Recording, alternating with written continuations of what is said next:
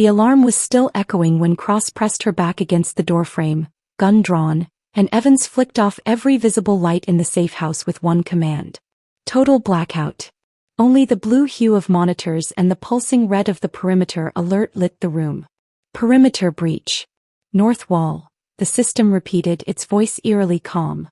I stood frozen, my breath shallow, ears straining. Evans slid a small pistol across the desk toward me. I stared at it. Take it, he said. I've never. You might have to. If not for yourself, then for Lana. My fingers closed around the cold metal, trembling. Cross moved with calm precision, taking position near the hallway entrance. This place is reinforced, but if Adrian got this close undetected, he's already mapped out our security blind spots. Evans was muttering to himself, tracing something on the screen. I'm trying to jam nearby signals, but he might be working analog. No electronics. Meaning no early warning, Cross said. A faint click echoed from the back corridor. Then another. Footsteps. Measured. Deliberate. Evans mouthed the words, he's inside. I backed into the far wall, heart pounding. The air felt thick, charged, as if the house itself was holding its breath. Then I heard it. My name. Emma. Soft sing-song. I've missed your voice. It came from just beyond the hallway where the surveillance room met the kitchen. Cross raised her gun. Show yourself, Adrian. He stepped into view like a shadow peeled from the wall. Dressed in black from head to toe, no visible weapon in hand, only that eerily calm smile plastered across his face. I didn't come to fight, he said, hands lifted slightly. I came to finish the conversation your husband started. I couldn't breathe. His eyes locked on mine, and for a terrifying moment, I wasn't sure if I'd scream or collapse. You killed Francesca, I said, voice brittle. No, he said. Sam did. I just gave him the idea. Cross didn't move. You're under arrest. Get on the ground. Adrian turned to her, amused. Detective Cross. I thought you'd be smarter than this. Do you really think I'd come without contingencies? Get on the ground now. Or what? You shoot me? Before I tell Emma everything she's still too scared to ask. He looked back at me. You want the truth, don't you, Emma? The real reason Sam did what he did. I gritted my teeth. He tried to kill me. That's the only truth I need. But not the full truth, Adrian said. Do you want to know what pushed him over the edge? It wasn't just debt or fear or the tumor. It was you. Cross took a step forward. Don't listen to him. No, let him talk, I said. Adrian's grin widened. Sam saw the way Wyatt looked at you. He heard the late-night calls, the silences that lasted too long. The lies you told so effortlessly. My chest tightened. There was nothing between me and Wyatt. Adrian shrugged. Didn't matter. Sam believed it. And that belief, along with the tumor, twisted him. Evans moved forward, voice like a knife. You're projecting. You wanted Sam to break. You orchestrated the fall. Guilty, Adrian admitted, eyes gleaming. But Sam was always a weak man. I just nudged the pieces. I stepped forward, the pistol still in my hand but lowered now. Why? Why all of this? Francesca. The fake footage. The stalker games. Why drag my daughter into this? Adrian's smile vanished. Because you have what is supposed to be mine. A long silence settled between us. Cross was ready to fire. Evans was watching every muscle twitch in Adrian's body. I was staring at a man who looked almost peaceful, standing in the center of a war he had created. Then Adrian reached into his coat. In a flash, Cross shouted, "Gun!" But he didn't pull a weapon. He pulled a flash drive. He tossed it across the floor. It slid to a stop at my feet. You want the rest of the truth? He said. It's all there. The recordings. The bank trails. Sam's final message. One he made after he found out you knew. My blood ran cold. Cross's eyes stayed locked on Adrian. Turn around. Hands behind your head. For a second he almost complied. But then the window behind him shattered. A smoke canister rolled in. Cross grabbed me and shoved me down. Evans covered his mouth, cursing. In the chaos, Adrian disappeared. The air was thick with gray fog, stinging my eyes and throat as Evans yanked open the back door, dragging me out. Cross followed, barking orders into her radio as we stumbled into the cold night air.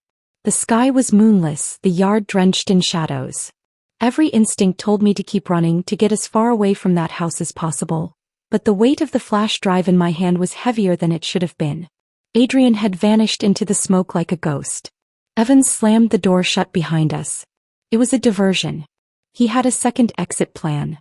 Cross was already scanning the perimeter, guns still drawn. And he knew the layout. He's been inside before. He's been watching everything, I muttered, choking on a cough. Every movement. Every tear. He knew I'd be here. Knew we were planning something. Evans turned to me, his jaw tense. That flash drive, don't let it out of your sight. I nodded, gripping it tighter. Cross returned a few minutes later. We lost him. He had a car waiting at the base of the ravine. Burned the plates before we could get a drone over the tree line. Bastard's 2 steps ahead of us again. I glanced back at the safe house. Then it's not safe anymore. No, Evans agreed. We'll have to move you. But I shook my head. No more running. Not tonight. Cross opened her mouth to object, but I raised the flash drive. This, whatever's in here, it might be the last thing Sam ever said. I need to know what's on it. Silence settled like frost. Evans led us to a secure surveillance van parked just down the hill, something he'd prepped in case of emergency extraction. We climbed inside, the low hum of hard drives and monitors comforting in its own strange way. He plugged the flash drive in, isolated from any networks.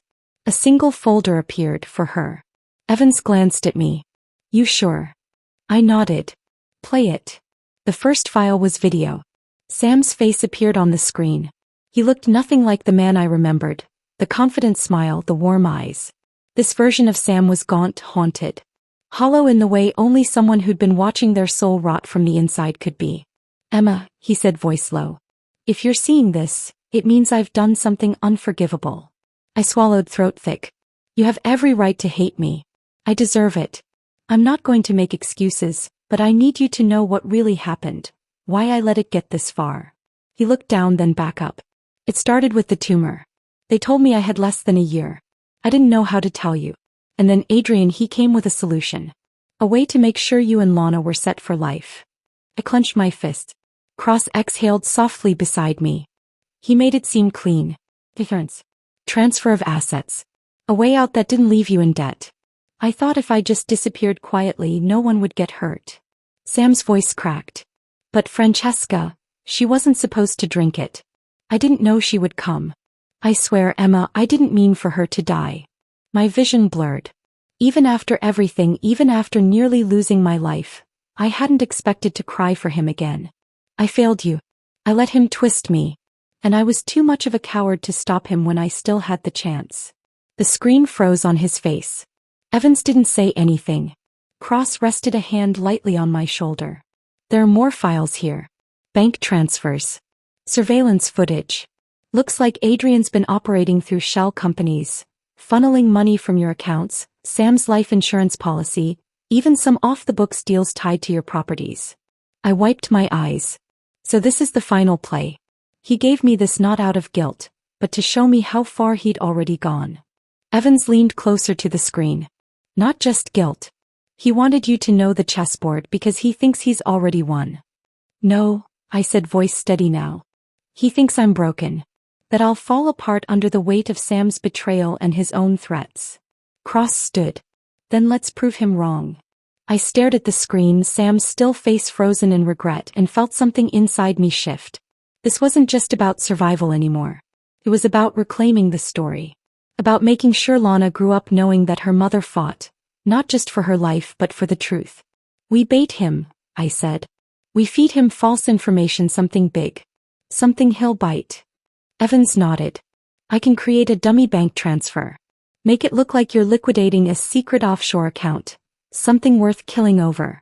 Cross added, and I'll pull in tactical units. Quiet ones. No red tape. This time when he shows his face we finish it. I looked down at the flash drive, then out the window toward the dark hills Adrian had escaped into. You wanted to finish the conversation, Adrian? I whispered. Good. Let's talk. The room smelled like dust and old leather. Cross had just cracked open a box marked 2009 Darnell files, but her eyes weren't on it. They were on the flash drive Evans had slid onto the desk minutes ago, right beneath the pinboard filled with yellowed case notes and faded photos. The lake house was nothing like I expected. Less retreat, more tomb for things better forgotten. This place. Cross exhaled and pulled back a curtain to reveal the still, fog-kissed lake. It belonged to my ex-husband. We bought it together during what I thought was our forever phase. When the department got shaky about the Adrian stuff years ago, I started keeping backups here. Files. Evidence.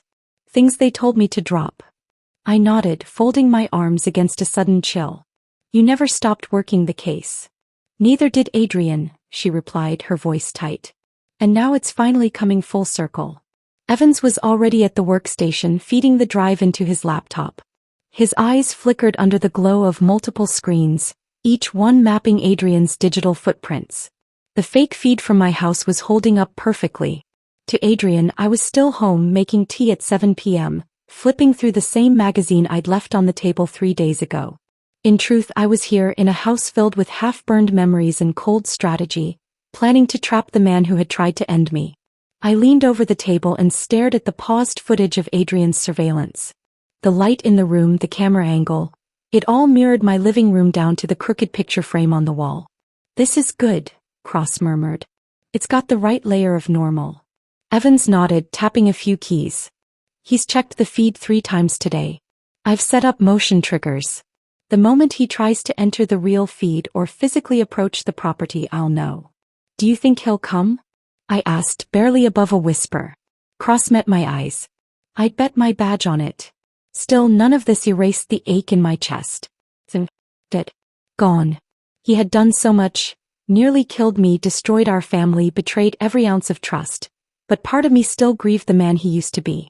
The man who read stories to Lana under a blanket fort. The man who left notes in my coat pockets during winter. I stepped away from them, needing air, needing something quieter. A small side room offered solitude. I closed the door behind me and sat on an old bench beneath a shelf of fishing rods. My hands trembled. Lana. I pulled out my phone and opened a voicemail from Callie. Her voice was soft, cautious. Hey babe, Lana's over. We made pancakes this morning. She insisted on adding chocolate chips to everything, even the eggs. She misses you, but she's okay. And you're okay too. You're doing the right thing. Love you. Tears welled in my eyes. My little girl deserved a world free of shadows. I dried my face and returned to the others. Evans looked up, sensing the shift in me. You ready? More than ready, I said. Cross stood, pulling her jacket on. Here's the plan. We drive back to your house in 2 hours. It stays dark, quiet. We've rigged the place with silent triggers. No one else enters until Adrian does. We'll have surveillance outside, backup on comms, but the bait has to feel real. You want me inside alone? I asked. Yes, Cross said. But you'll have a wire. And we'll be less than a minute away. Evans added, you won't actually be alone. I swallowed hard. And what if he doesn't show? Cross's voice was like stone. He will. Sam's out of the picture now. That changes Adrian's game. He's out of allies. Out of time. Silence stretched, the gravity of what we were planning settling in. Okay, I said finally. Let's end this. We gathered everything we needed. Wires, gear, Evan's laptop still running Adrian's fake feed, and began prepping the exit. But just before we left the lake house, Cross's phone buzzed. She answered sharply. Yeah. You're sure? Her expression changed. Eyes narrowing, spine straightening. How recent? A beat. She ended the call and turned to me. He's moving, she said. We've got a hit on his burner. Less than a mile from your house. My heart began to race. Evans looked at me. Time to go. I nodded and stepped outside into the waiting night. Let him come. The car ride back to my house was silent, tense, like something fragile hanging in the air between us. Evans was at the wheel, his knuckles tight around the steering. Cross sat beside him, eyes on the road but clearly somewhere else, calculating, bracing. I sat in the back, hands clutching my coat like armor, heart pounding against my ribs in a rhythm I couldn't calm. We weren't just heading home. We were heading into a trap. By the time we pulled onto my street, the sun had fully dipped below the horizon. My porch light was on just as we'd left it, casting a warm glow that made the entire scene feel too normal. Too safe. But we all knew it was a facade. A stage set for a predator. Evans turned off the engine 2 blocks away and slid the car into park. He turned to me. We're setting up base at the neighbor's house, Mrs. Halverson's. Cross already got her cooperation this afternoon. Cross handed me a tiny earpiece. You don't speak unless necessary. You move as you normally would. The house is wired to track him. We've rigged the back door lock. It won't stop him if he tries, but we'll know the moment he enters. She hesitated, softer now. You sure you're ready for this? Was I ready to confront the man who tried to kill me, who twisted Sam into a puppet and turned my life into a chessboard? No. But I was tired of running. Yes, I said. Let's finish this. Minutes later, I stepped out of the car and walked alone to my house. The porch creaked beneath my feet the same way it always had, a familiar little groan I'd once found comforting. Now it sounded like a countdown. I opened the door and stepped inside. The living room was exactly how I left it. Magazine on the coffee table, teacup in the sink, half-folded blanket on the sofa. It was a mirror image of the looped footage Adrian had been watching. I crossed the room and settled onto the couch. My fingers trembled slightly as I picked up the same book I'd pretended to read in the dummy footage. Evans had said mimic everything from the loop, position, lighting, behavior. I flipped to a random page and stared at it, pretending to read while every muscle in my body braced for the inevitable. In my ear, Cross's voice came through, calm and direct. We're in position. All signals green. No movement yet. The seconds ticked by. Then minutes. I kept reading. Breathing. Then a click. I froze. It wasn't the front door. It came from the back. Subtle like a whisper. But I heard it. The creak of the back porch. The soft scuff of a shoe on hardwood. Cross's voice returned, low and urgent. Back door breach. He's inside. I swallowed hard and forced myself not to move. The steps were slow at first, deliberate, like he was drinking in the moment. I didn't turn. Didn't breathe too hard. Then he spoke. Well. Reading the same book again, Emma? I looked up slowly. He stood near the hallway entrance, face half hidden in the dim light, holding something I couldn't quite make out. A blade? A syringe? My skin prickled. You've been busy, he said, stepping forward. Wires, decoys, your little detective friend still pretending she's a hero. But Sam's gone now. And you've always been the real prize, haven't you? He was 10 feet away. I didn't flinch. Didn't blink. I saw through him long ago, I said, my voice even. But I never realized how deep your poison went. Adrian grinned, teeth sharp. It's almost cute that you think you're in control here. His hand twitched slightly. That's when I saw it. A small device, a trigger maybe. My chest seized. In my ear, Cross's voice cut in like thunder. Yow. The front door burst open with a slam. Evans was first through, weapon drawn. Cross followed a second later, shouting, Don't move. Adrian spun, but Evans tackled him before he could reach the hallway. The device clattered to the ground as Cross kicked it away. Adrian shouted, twisted, but it was over in seconds. And caught. Breathing hard, I stood frozen by the couch. My body finally gave in and I collapsed into the cushions. It was done. Finally, done. Cross turned to me as Evans cuffed Adrian. Her voice softened again, this time for real. You did good, Emma. I looked at Adrian, now just a man on a floor. Nothing mythical or monstrous. Just broken. Poisonous. And for the first time in months I exhaled. The morning after Adrian's arrest was quiet. Not the kind of quiet that hums with tension or fear, but a calm silence. The kind you only notice after a storm. Evans had stayed the night, not in the same room but on the living room couch, refusing to leave until Cross gave the all clear. Cross herself had stayed up until nearly 3 a.m., going through the evidence again with me. The recordings, the device Adrian had brought with him, the broken feed he'd been watching for weeks, and the files we found on the drive from the lake house. Then she stepped out. She said it was enough to bury him. And more than enough to reopen Sam's case. Now it was morning. The sun streamed through my kitchen window, golden and warm. I stood barefoot on the tiled floor holding a steaming mug of tea.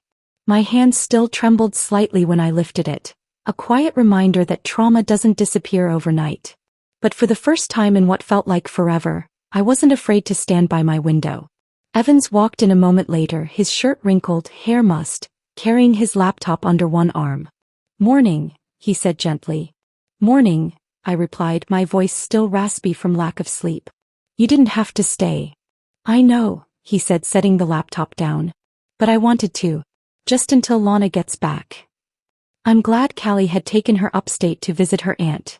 Away from the chaos, the whispers, the headlines that would inevitably follow Adrian's capture and Sam's death. I hadn't told Lana the full truth yet.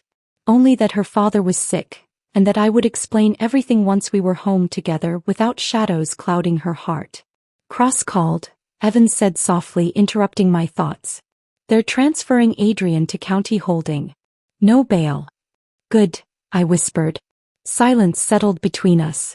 I turned to the window, staring out at the front yard, the same yard where Lana had played hopscotch last summer. The sidewalk where Sam had taught her to ride a bike. So much had happened in this house. So much had died here. But something still lived. Do you think Lana will forgive me? I whispered. Evans stepped beside me, resting a hand gently on my shoulder. You didn't do anything wrong, Emma. You protected her. And when she knows everything, she'll understand. She's just a child. She's your child, he said. She'll come home. And when she does, you two will rebuild this place together. I nodded slowly. Then the doorbell rang. Evans moved quickly toward the front door, glancing through the peephole before opening it. It was Detective Cross. Her face was tired but triumphant. She walked in without ceremony and dropped a manila envelope on the table. That, she said, is a signed confession from Adrian's personal journals, verified against handwriting samples. Along with your tapes and what Evans extracted from the feed, we've got airtight charges. Conspiracy to commit murder, cyberstalking, coercion, and accessory in multiple deaths. I stared at the envelope like it was glowing. He'll never walk free again, she said. And Sam, he'll be publicly cleared, at least partly. We'll make sure the narrative is true. I looked up at her. Thank you, Cross. For everything. She gave me a tired smile. Don't thank me yet. There's still the media storm. But I've seen women like you burn quietly under the weight of everyone else's sins. Not you. Not anymore. I nodded, tears slipping down again, this time without shame. Later that afternoon, I stepped out onto the porch alone, breathing in the smell of grass, hearing birds again, and something I hadn't felt in months: peace. A long road still stretched ahead. There were still questions. There would be grief. And eventually, a difficult conversation with Lana. But for now, the storm had passed. And the sky was clearing. That evening, I stood in Lana's bedroom with the windows cracked open, letting in the breeze. I had just finished smoothing her blanket, fluffing the pillows she liked arranged in a certain way. Green first, then purple, then the little panda she never went anywhere without. It was strange how grief could live beside love so easily. How I could cry while folding her laundry and still smile at the way she always mismatched her socks on purpose. The door creaked behind me. She'll be here in 10, Evans said softly. I turned to face him, my heart thudding louder than my voice. Did Callie say how she's doing? She's been quiet. A little withdrawn. But Callie said she asked about you constantly. If you were okay, if it was safe to come home. That part shattered something inside me. Safe. What kind of world had we built for her, where safety became a question instead of a given? I nodded, blinking fast. Thank you for staying through this. For helping her feel safe even when I wasn't sure I could. Evans took a step forward.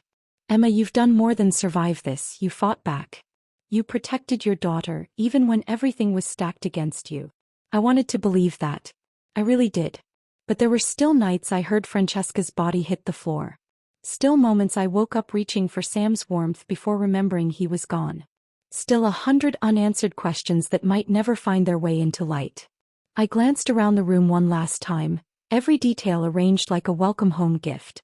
Then I walked slowly down the stairs, my chest tightening with every step. Outside, the headlights of Callie's car cut through the dusk. I didn't even wait for her to park before I opened the door and stepped onto the porch. The moment I saw Lana's little face pressed against the window, I knew I wouldn't be able to hold it together. The door opened. She stepped out slowly, hesitating near the edge of the grass. Then she ran. I dropped to my knees just in time to catch her, her arms flinging around my neck with a force that knocked the air from my lungs. She didn't speak. She just held on. I missed you, Mommy, she whispered into my shoulder. I held her tighter than I'd ever held anything. I missed you more, I choked. So much. We stayed there for a long time in the growing dark, wrapped in silence and the smell of her shampoo. Callie approached quietly behind her, eyes glassy, giving me a small nod. She didn't sleep much, she said quietly. I think she was afraid she'd come back to find you gone.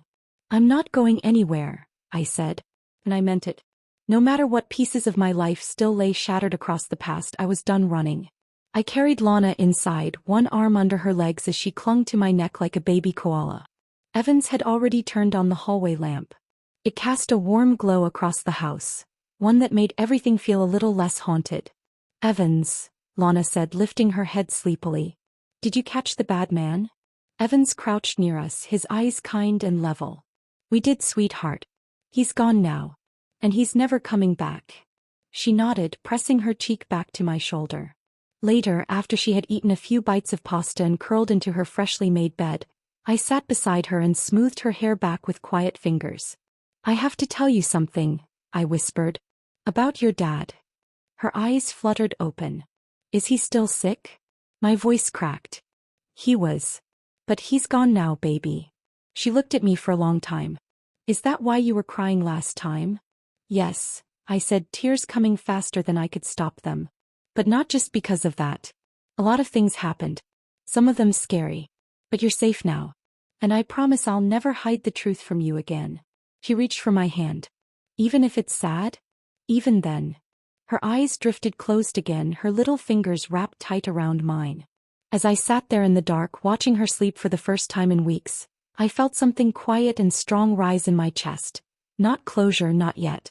But the beginning of it. The house didn't feel like a crime scene anymore. It felt like home again. I heard a soft knock downstairs. Evans. When I met him in the hallway, he spoke in a hush. Cross says they'll make a statement tomorrow. They'll name Adrian as the primary suspect behind the poisoning, clear your name, and lay out the connection to Sam's medical records. It's not perfect, but it's a clean enough slate. I nodded. And the lake house? Everything's been boxed and filed. She said you can go through it whenever you're ready. I wasn't sure I ever would be. But for now I had Lana. I had the truth. I had my life back. And tomorrow, maybe we'd open the windows wide and let the sunlight in again. The morning sun filtered through the windows, casting golden rectangles across the living room floor. For the first time in what felt like years, I let the light in without drawing the curtains back shut. Lana sat cross-legged on the rug, building a puzzle. Her panda lay tucked beneath her arm like it always had before everything went wrong. She hummed under her breath, some silly little tune she and Sam had made up before the truth unraveled us all. But it didn't hurt the same way anymore. It still stung, yes, but like a scar that proved I had lived through the worst of it. I stood at the window watching the birds flit past the eaves. The air smelled like lavender and clean sheets. Evans had stayed the night in the guest room again, at Lana's insistence, of course. She didn't want the house protector to go too far. I didn't argue. It felt good to have someone in the quiet. When the doorbell rang, my stomach clenched out of habit. But I steadied myself. That fear didn't belong here anymore. Cross stood on the porch, dressed in jeans and a dark green blouse instead of her usual detective gear. She held a slim file and a warm coffee, which she handed me like a peace offering. I thought you might want a real update. Off the record. I opened the door wider and let her in. We sat at the kitchen table while Lana played. Cross placed the file down between us and let out a slow breath. It's official. Adrian's estate is being seized for forensic review. His offshore accounts are frozen. Between your testimony, the tapes you found, and what Evans pieced together, we've got enough to link him to Francesca's death and the attempted poisoning of you. It's more than enough to clear your name. I swallowed hard. So that's it. It'll never be simple, Emma, she said.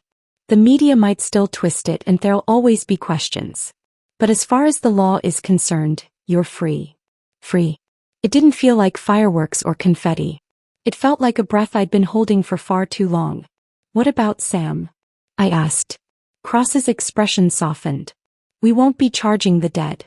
But we did find medical records confirming the tumor you mentioned. Based on what we uncovered, I think he was manipulated deeply, right until the end.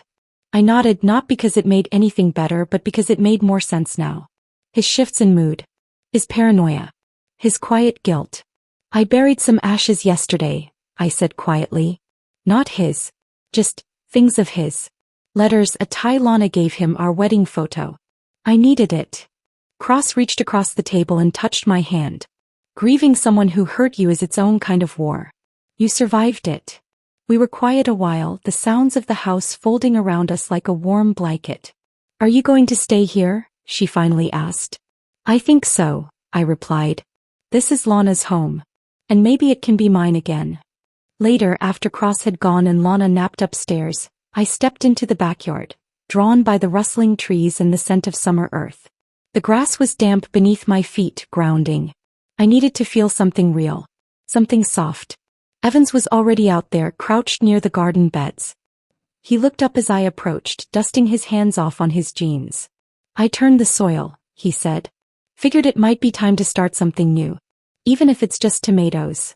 I smiled faintly. You've done a lot more than that. He shrugged. I didn't do it alone. You fought harder than anyone I've ever met. I glanced at the raised beds, empty but ready, waiting. Just like the rest of my life now. It didn't have to be filled with noise and chaos. Maybe it could just be quiet and intentional. Thank you, I said. For showing up. For staying. He nodded. Anytime. You and Lana, you deserve to breathe easy now. We stood there a few moments side by side watching the sky change color. I'm not ready for a fresh start with anyone, I admitted quietly. But I think I'm ready to start with myself. Evans didn't press. He just handed me a small trowel. One row at a time. That evening, as Lana and I curled up on the porch swing, her head on my lap and a book spread open between us, I let the breeze wash through me. The house behind us no longer felt like a place of secrets. It felt like shelter. Not haunted anymore. Not broken. Just ours. And for the first time in a long, long while, I let hope take up space in my chest. Thanks for watching. If you enjoyed my story, don't forget to like and hit subscribe. You will also enjoy other stories on AJ Family Drama. Until next time, bye.